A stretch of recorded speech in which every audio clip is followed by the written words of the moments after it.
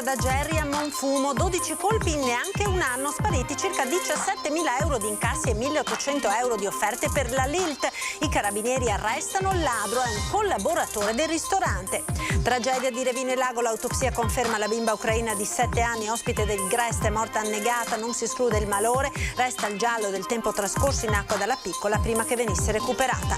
Infortunio a Castelfranco, operaio 57enne in gravi condizioni dopo essere caduto da un'impalcatura, trauma cranico per l'uomo che è in prognosi riservata.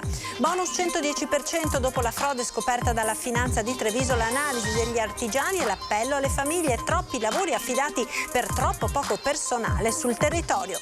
È morta la 69enne veneta malata di tumore che aveva scelto la Svizzera per porre fine alla sua vita con il suicidio assistito. Le sue ultime parole affidate ad un toccante video.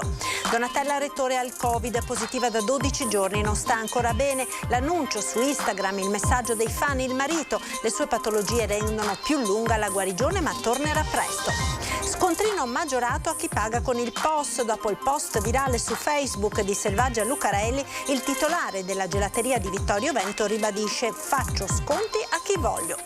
Il cordoglio degli alpini di Ogliano per la morte del 67enne Graziano Bortolotto, vittima dello schianto in scooter ieri sera, era un pilastro delle penne nere e della comunità. Ben ritrovati con l'edizione di Treviso dei nostri telegiornali. La cronaca in primo piano, raffica di furti alla locanda da Gerri a Monfumo, 12 colpi in neanche un anno per un bottino che si aggira attorno ai 17.000 euro di incassi più 1.800 euro di offerte raccolte in una cena di beneficenza per la Lilt.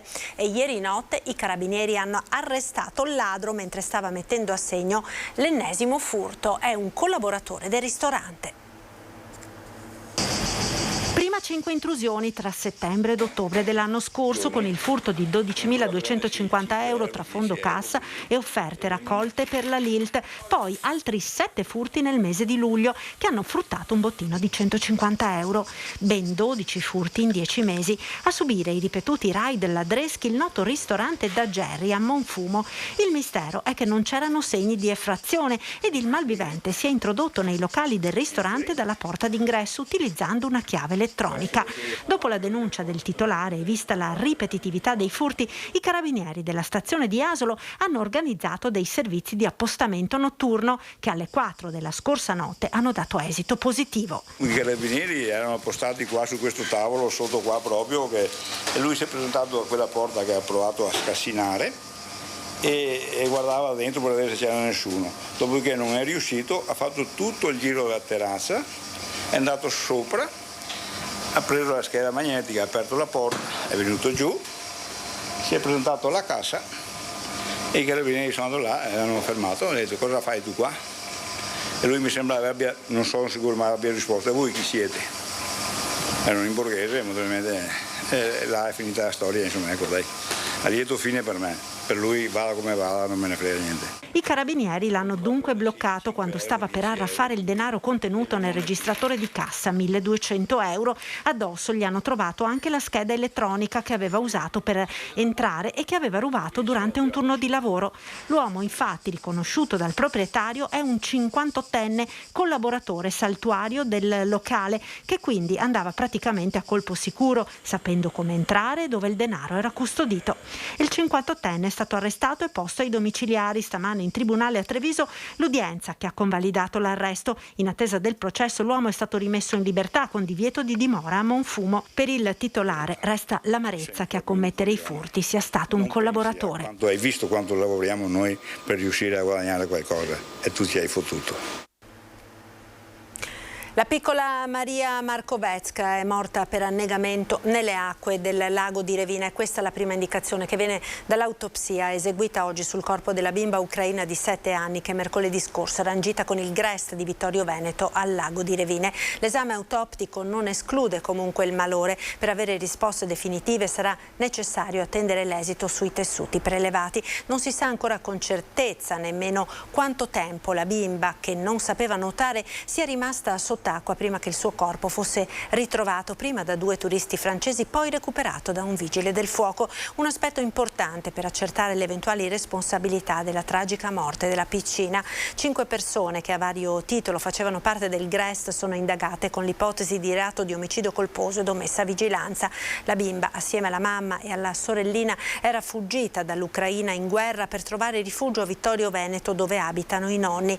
Il papà è rimasto in Ucraina a combattere. Ora si attende il nulla osta per i funerali. Bonus 110%. Dopo la maxi frode scoperta dalla Guardia di Finanza di Treviso interviene il presidente degli artigiani di Oderzo Motta. Troppi lavori affidati per troppo poco personale sul territorio. Questa è stata la falla del sistema, dice. Sentiamo.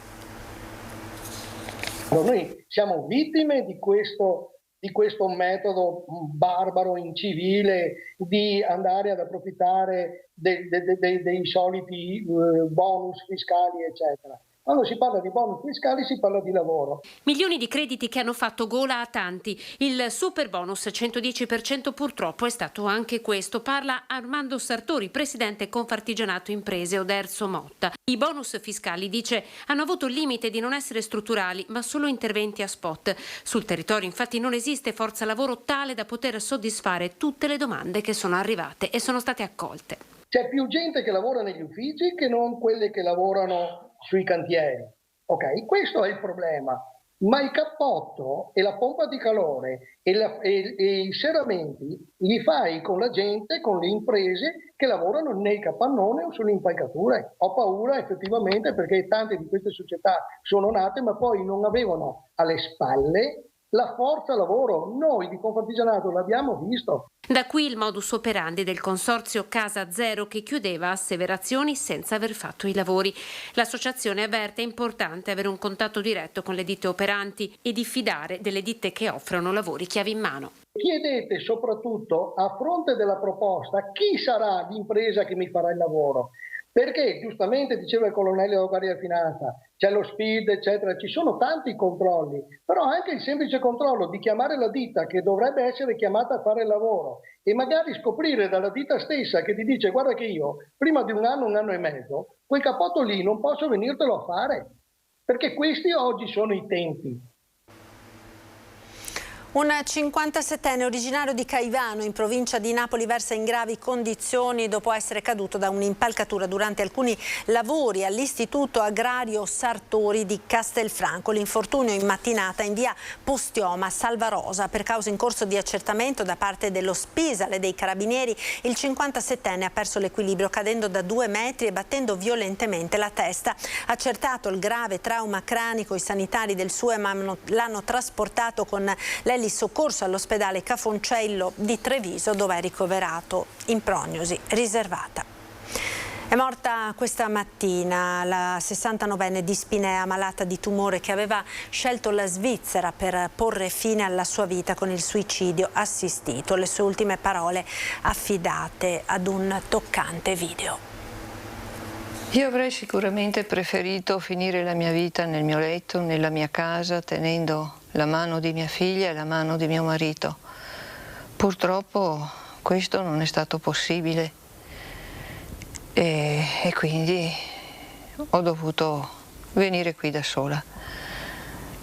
Io adesso mando un saluto a tutti quelli che mi hanno voluto bene e mi vogliono bene. Li abbraccio tutti.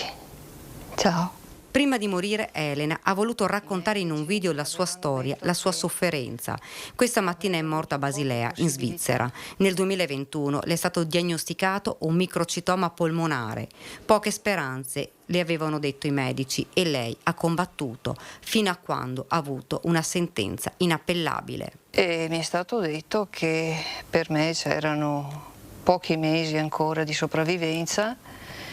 E mi è stata descritta anche una situazione che via via sarebbe diventata sempre più pesante. Così Elena, che ieri abbiamo chiamato Adelina per rispettare la sua volontà, ha pensato, ha parlato con la sua famiglia, ha spiegato la sua scelta. A questo punto io, mettendo in pratica una convenzione che avevo già in tempi non sospetti, prima che succedesse tutto questo, ho deciso di valutare la possibilità di terminare io la mia vita prima che lo facesse in maniera più dolorosa la malattia stessa. Questa decisione è sempre stata mia. Mi sono trovata davanti ad un bivio, racconta Elena, la voce provata. A un certo punto della mia vita io ho dovuto scegliere se, trovandomi davanti a un bivio, volevo percorrere una strada che era più lunga ma portava all'inferno, o se volevo invece scegliere una strada più breve che mi avrebbe portato qui, a Basilea. Elena ha scelto. Sono sempre stata convinta che ogni persona debba decidere sulla propria vita e debba farlo anche sulla propria fine, senza costrizioni, senza imposizioni, liberamente, e io credo di averlo fatto dopo averci pensato parecchio. È stata accompagnata da Marco Cappato, tesoriere dell'associazione Luca Coscioni, che tornando in Italia si è presentato dai carabinieri per autodenunciarsi e rischia fino a 12 anni di carcere con l'accusa di aiuto al suicidio. Tragedia del Molinetto della Croda. Oggi sono 8 anni dal disastro che causò la morte di 4 persone e il ferimento di un'altra ventina.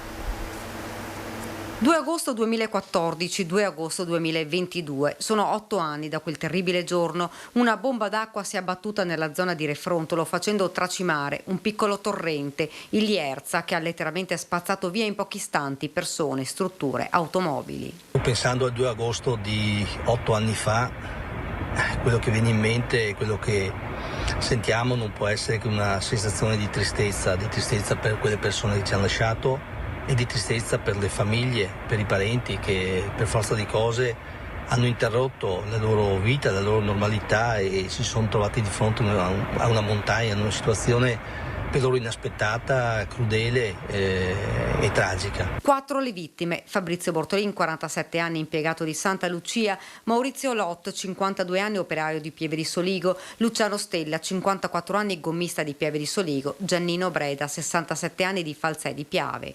Una ventina di feriti che non potranno mai dimenticare quei terribili istanti durante una festa paesana. Io personalmente conoscevo una delle vittime, Maurizio, e lo ricordo. E ne ricordo sempre piacevole perché era una persona solare, di compagnia, amichevole, quindi aveva tutte le buone qualità e purtroppo ecco, si sente la mancanza di Maurizio, la sento io, la sentono un po' tutti qui, quelli che lo conoscevano. Non possiamo arrivare in questo posto, dice il sindaco, senza pensare a quello che è accaduto alle persone che hanno perso la vita. Noi ci ricordiamo di questa tragedia non solo il 2 di agosto, ma ogni qualvolta ci rechiamo in quei luoghi. E sarà così per noi per tutto il resto della nostra vita. La sensazione che io ho avuto il giorno dopo, quando sono andato a vedere cosa è successo, me la ritrovo ogni qualvolta vado al Molinetto della Croda. Donatella Rettore ha il Covid, positiva da 12 giorni, non sta ancora bene. Le sue patologie rendono più lungo il percorso della guarigione, dice il marito, il musicista Claudio Rego, ma tornerà presto.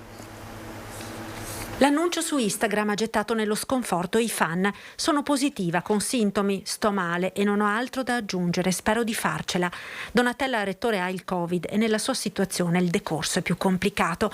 A parlare è il marito Claudio Rego, musicista e compagno di vita da tanti anni. Donatella non sta benissimo, nel senso che forse facciamo corna, oggi verificheremo se è negativizzata, però essendo lei fragile perché è microcitenica, su di lei questi problemi che per persone che hanno una condizione di salute pressoché normale hanno un certo decorso. Su Donatella invece i tempi si allungano. L'umore non è dei migliori, prosegue Rego, anche perché questo stop forzato interrompe gli impegni seguiti al grande successo ottenuto da Rettore all'ultima edizione di Sanremo assieme a Dito nella piaga, ma la leonessa rock di Castelfranco non si arrende. Conoscendola posso soltanto dire che sicuramente Donatella dà un appuntamento a prestissimo a tutti, abbiate pazienza, cioè arriva, ci mette un pochettino di più di quanto lei vorrebbe, però insomma arriviamo. E allora l'augurio di tornare presto a cantare e l'invito all'ottimismo è quello che Rettore stessa ha lanciato dai nostri microfoni qualche anno fa. Ogni ora, ogni minuto che voi passate malinconicamente buttato alle ortiche. Ciao da Rettore.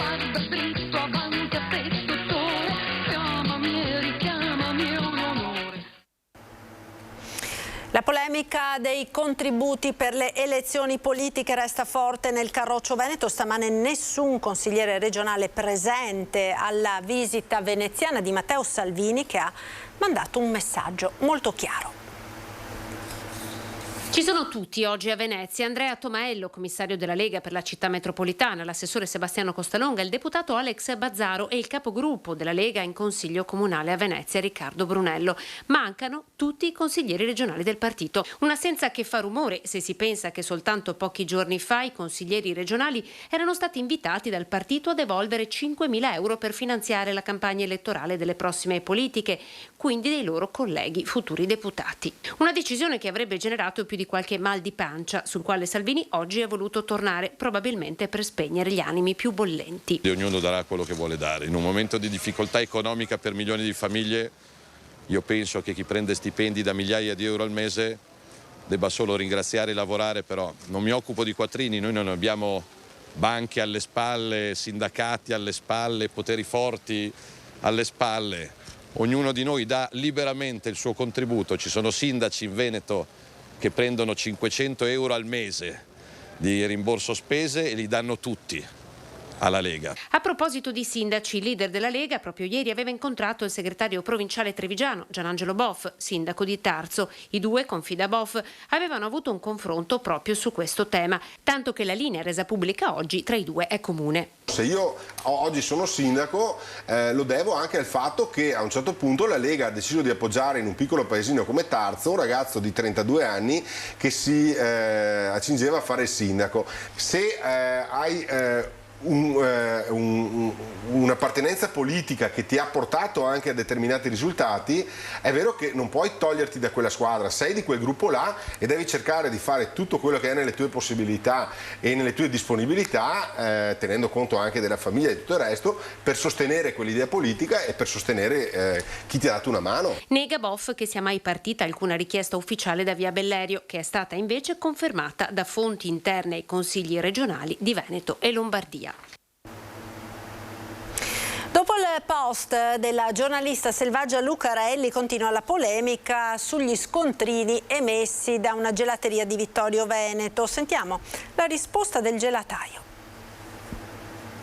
Io ho deciso di applicare uno sconto a mio insindacabile giudizio a una categoria di gente.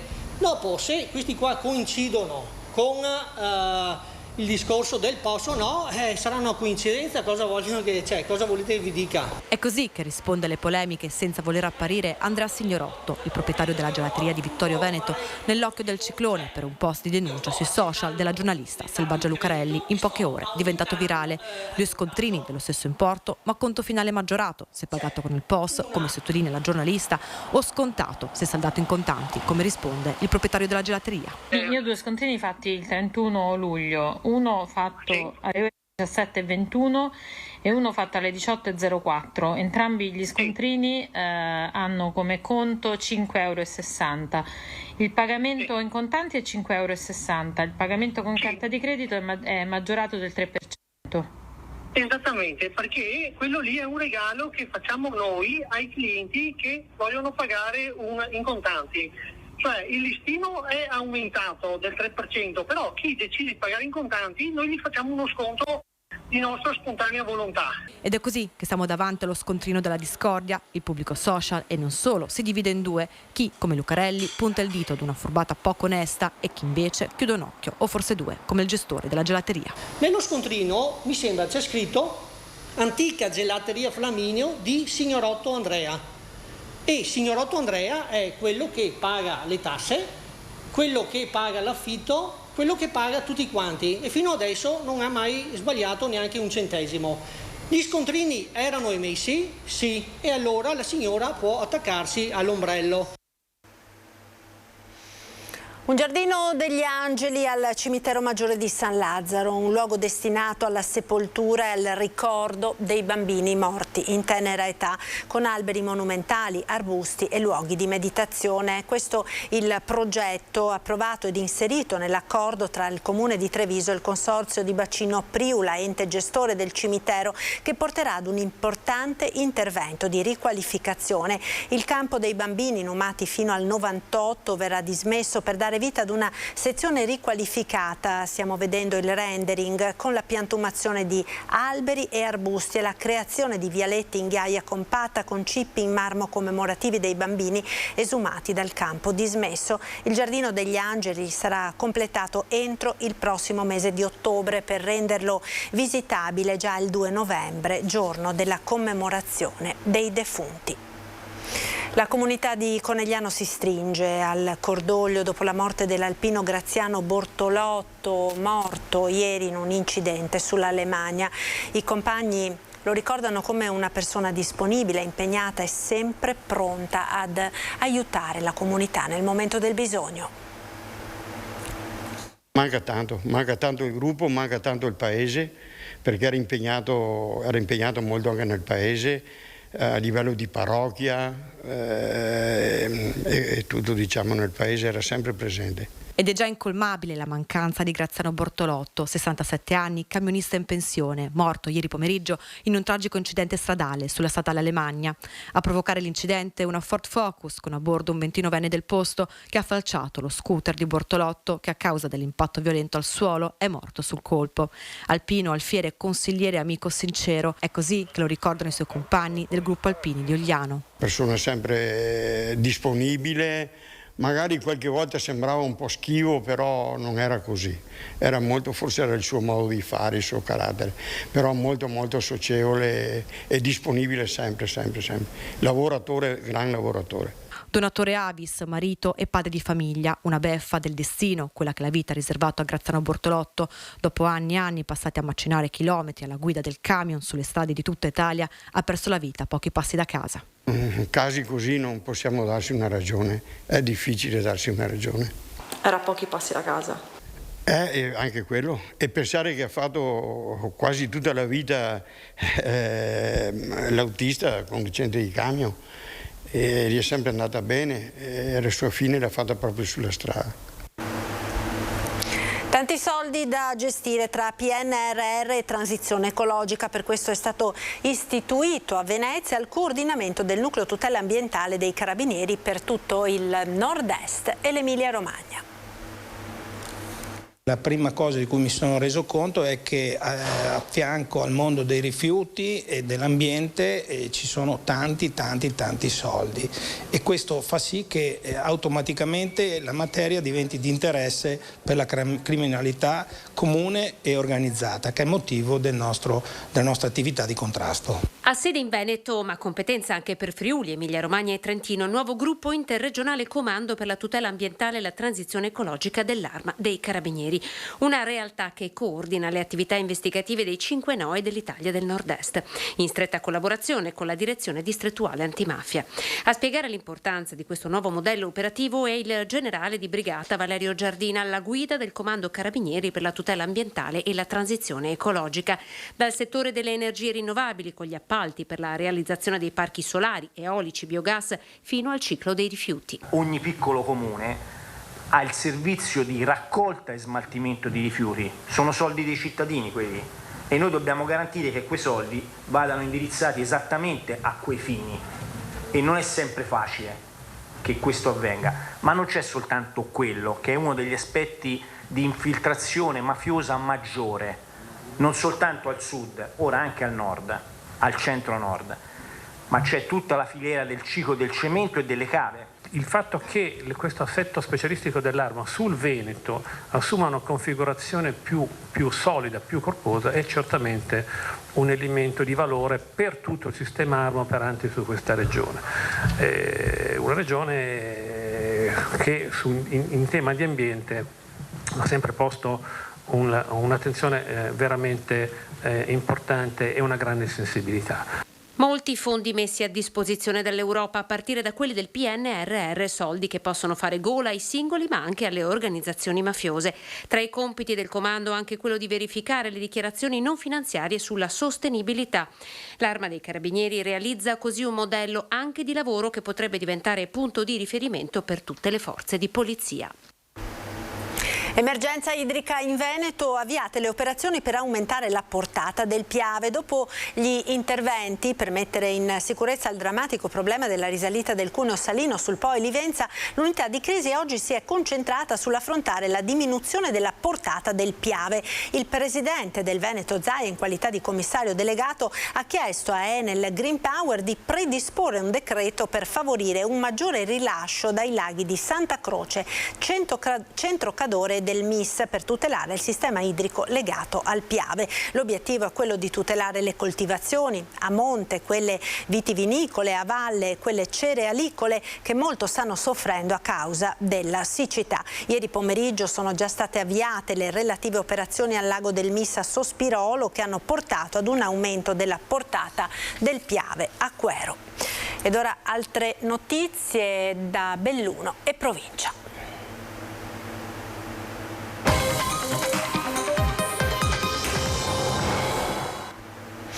Un fulmine nella notte ha colpito Villa Arrigoni, nella prima periferia di Belluno. Il fumo provocato da una fiammata uscita dal quadro elettrico della casa ha causato la morte del dottor Giambattista Arrigoni, 93 anni, ed il ferimento della moglie Paola Campanaro, che versa in gravi condizioni all'ospedale di Mestre.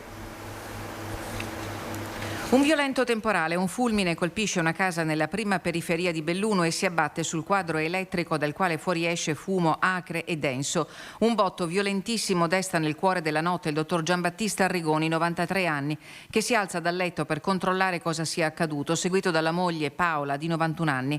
Sono all'incirca le 2 della scorsa notte. La tragedia di lì a poco si consuma nel silenzio, rotto solo dalla pioggia battente. Siamo in via Salce 141, questo è il vialetto che conduce a Villa Arrigoni, lo dice bene, lo indica bene questo segnale. Giambattista Arrigoni purtroppo nella notte è morto a causa delle esalazioni causate da un fulmine che ha colpito il quadro elettrico della sua villa. A scoprire la tragedia questa mattina un vicino di casa che a Villa Arrigoni era atteso per fare dei lavoretti. È l'uomo a dare l'allarme, a far arrivare in via Salce SUEM, Vigili del Fuoco e Polizia. Arrigoni si trova riverso a terra, ormai privo di vita. La moglie Paola Campanaro in cucina, priva di conoscenza, viene trasportata subito al pronto soccorso del San Martino e da lì d'urgenza alla camera iperbarica dell'ospedale di Mestre, dove versa in gravi condizioni. Le esalazioni di fumo risultano fatali anche per il cane della coppia, per il quale non c'è nulla da fare. La notizia fa presto il giro della città e il cordoglio è unanime. Giambattista Arrigoni, stimato dentista, era conosciuto per il suo smisurato impegno nel sociale e nel volontariato. Il Comitato d'Intesa, l'Associazione Cucchini, l'Hospice Casa Tua 2, l'Ospedale Missionario di Wamba in Kenya, il Rotary Club, solo alcuni degli esempi dell'impegno in prima fila di Arrigoni per decenni, con una parentesi politica negli anni 80 come consigliere provinciale e negli anni 90 quando ricoprì il ruolo di assessore ai servizi sociali e vice sindaco di Belluno. Insignito del premio San Martino nel 2004, Arrigoni è stato una figura di riferimento per Belluno, ricorda il presidente della provincia Roberto Padrin, e a lui gli fa eco il sindaco De Pellegrin. Se ne va un pezzo importante della storia del volontariato. Un medico illuminato che da amministratore aveva avuto a cuore la sua città al pari dei suoi pazienti, le parole dell'onorevole Dario Bonda. Un'altra morte difficile da accettare per tutta la comunità di una persona generosa che lascia alla sua Belluno una grande eredità. Sono affidati ai risultati dell'autopsia e dell'indagine tossicologica, esami entrambi fissati per domani a Belluno, gli elementi che orienteranno l'inchiesta a carico del padre del bimbo di 2 anni morto la sera di giovedì scorso all'ospedale di Pieve di Cadore. Il piccolo aveva manifestato segni di un progressivo malessere al suo rientro a casa dopo aver trascorso con il padre alcune ore in un parco giochi di Longarone dove risiede con i genitori. I timori espressi in un primo tempo ai soccorritori dall'uomo erano legati all'ipotesi che che il figlio potesse aver ingerito qualcosa mentre si trovava nell'area pubblica, ma le ricerche effettuate in seguito dai carabinieri pare non abbiano evidenziato alcuna sostanza potenzialmente nociva. L'indagine si è allora spostata su qualcosa che il bambino possa invece aver inghiottito a casa sua, e da qui una perquisizione disposta dalla magistratura all'interno della residenza, al termine della quale tuttavia, secondo quanto si è appreso, non sarebbe stato acquisito dagli investigatori alcunché di anomalo. Il padre del piccolo è formalmente indagato come atto dovuto. Precipita nell'orrido dell'Acquatona e muore. Dolore e sgomento a San Pietro di Cadore per la tragedia che si è consumata ieri pomeriggio, che ha strappato la vita Claudio Stadoan Silvestro di 44 anni. L'uomo era uscito con l'intenzione di andare a fare un'escursione sul Monte Zovo e la famiglia, non vedendolo rientrare nel pomeriggio di ieri attorno alle 17, aveva lanciato l'allarme. I soccorritori del Soccorso Alpino e della Finanza di Auronzo hanno trovato il suo corpo sul greto del Piave nell'area dell'orrido dell'Acquatona. La salma è stata ricomposta e trasferita alla camera mortuaria di Santo Stefano. Claudio Stadoan Silvestro lascia la moglie e 2 figli piccoli. Domani sarà passato un mese esatto dalla tragedia della Marmolada, con 11 vittime, 8 delle quali venete.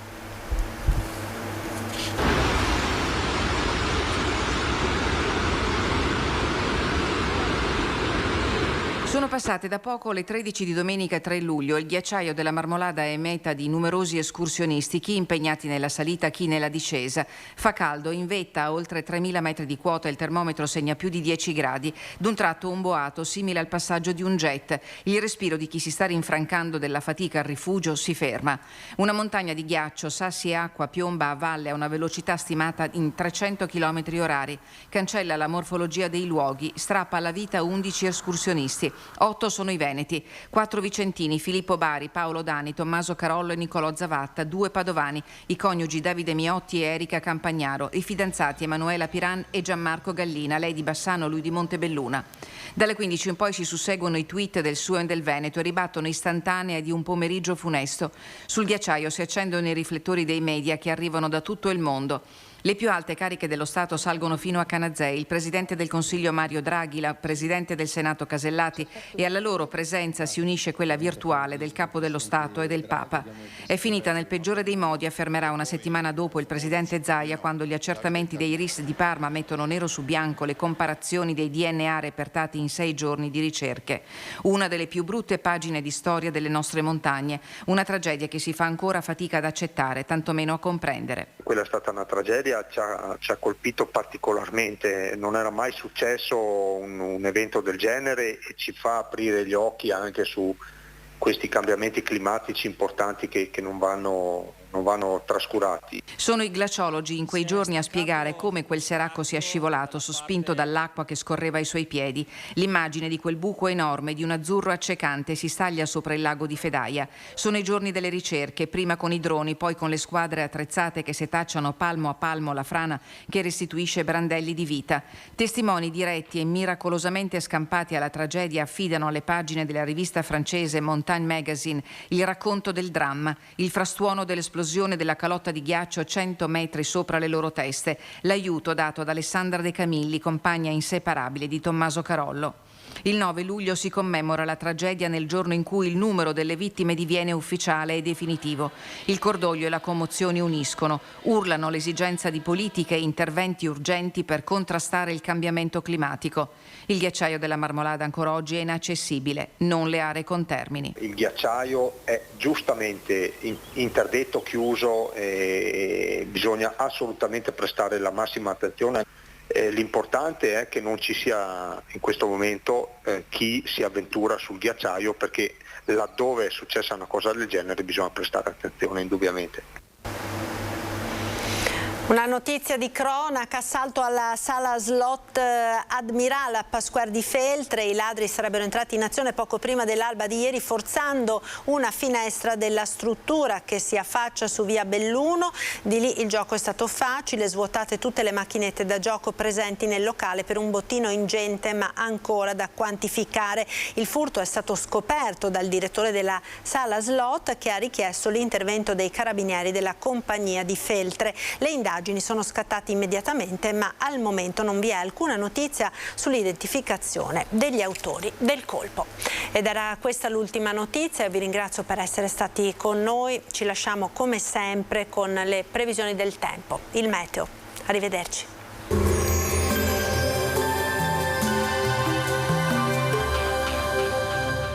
Tonus Laboratorio del Piede, centro altamente specializzato nella costruzione di plantari su misura, dedica nuove tecnologie di rilevazione dei carichi posturali per dare voce alla filosofia di benessere che lo caratterizza. Bentrovati al meteo. L'anticiclone africano infiamma nuovamente l'Italia. Bel tempo e caldo sul nostro territorio. Vediamo insieme il dettaglio di mercoledì 3 agosto. Sul Veneto tempo asciutto e stabile. Avremo un ampio soleggiamento dappertutto, come vediamo il cielo sarà sereno e limpido. Qualche addensamento, ma insomma senza conseguenze e precipitazioni assenti. Temperature in aumento, minime tra 16 e 25 gradi, massime invece comprese tra i 31 e i 34 gradi all'incirca. Spostiamoci ora sul Friuli Venezia Giulia, anche in questo caso tanto sole, con cielo sgombro da nubi e venti di brezza. Temperature minime tra 22 e 25 gradi, massime sui 32-34 all'incirca. Infine diamo uno sguardo alla situazione del Trentino Alto Adige, dove domina il sole con cielo limpido e senza piogge. Temperature minime intorno ai 20-22 gradi, massime sui 35 gradi. Dal meteo per ora è tutto, vi auguro un buon proseguimento con Antenna 3.